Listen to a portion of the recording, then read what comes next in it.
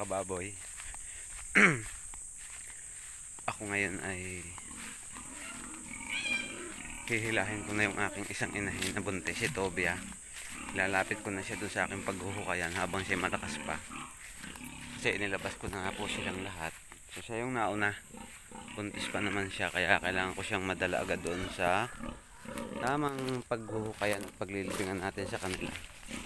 Ayun, yung dalawang yung umuugok na yun, malalakas pa yan, si Bait at si Takaw. At si Dora, medyo ano na rin, kaya lalapit na rin natin doon sa baka. Tobia, good morning. Binigyan ko pa rin siya ng pakain, ayaw naman niya. Paalam sa'yo. Hindi. Dadalahin kita doon sa tutulugan mo talaga ng habang buhay. Dadalhin kita doon para ikaw ay makalakad pa, tapos habang siya po ay buhay, hindi naman natin sila pwedeng ilibing ng hindi, hintayin natin silang mawala ng buhay hanggang bago natin ilagay sa hukay. So lalapit ko lang siya doon sa paghuhukayan para madali na lang, kasi ang hirap. Naranasan namin maglumimig, talagang mabibigat, masakit sa balikat pag inaabot sila dito ng ano, kaya ganun na ang ginagawa namin ngayon. Bawat humina, dadalhin na namin doon sa paghuhukayan at paglilibingan, tapos sa gilid na sila ng hukay.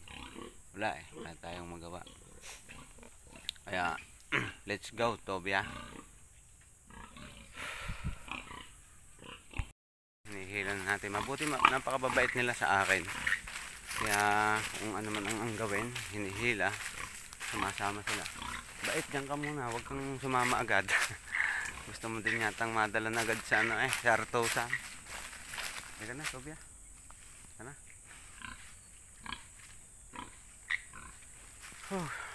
Sobrang nakakaawa yung mga hayop. So napakalaki naman po nung naitulong nila talaga sa atin. Talagang nakakapaiyak. Minsan mapapaluha ka din kasi sa awa. Hindi na yung sa lugi.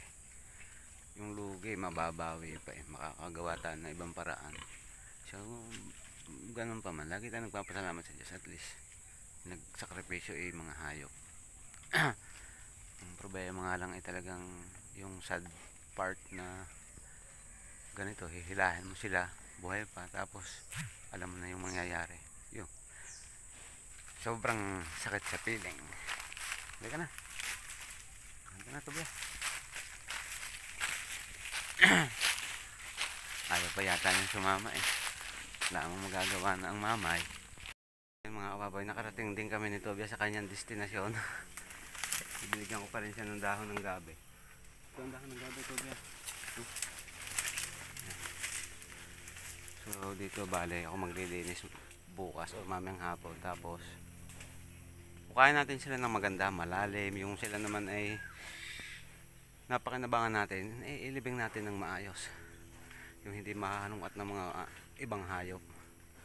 So kailangan ibaon natin sila ng tama, hindi po yung kagaya ng iba nakikita natin, grabe naman. Pagkatapos nila pakinabangan, basta na lang iniiwan kung saan at itatapon, napakapangit po noon. Hindi na nga kayo nakakatulong sa ating paligid, ay palalawakan nyo palalo ang ating iniiwasang sakit. So dapat magkaroon tayo ng proper management naman sa ating mga alaga. Pwede kayo makiusap, mag-ano ng inyong mga kasamahan diyan na ibaon ng maayos at mahusay, dahil sila naman yung matagal nating napakinabangan. Kaya so dito muna siya, ayaw niya kumain ng feeds, kaya mga dahon-dahon lagi ang babaunin ko sa kanya pag bibistahin ko siya dito.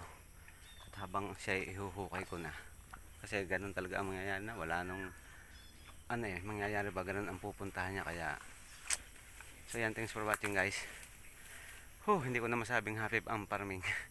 Siguro sa susunod na lang ulit. Tobia, dyan ka muna, mamaya kita babalik ang hapon. Dandan ulit kita ng mga dahon.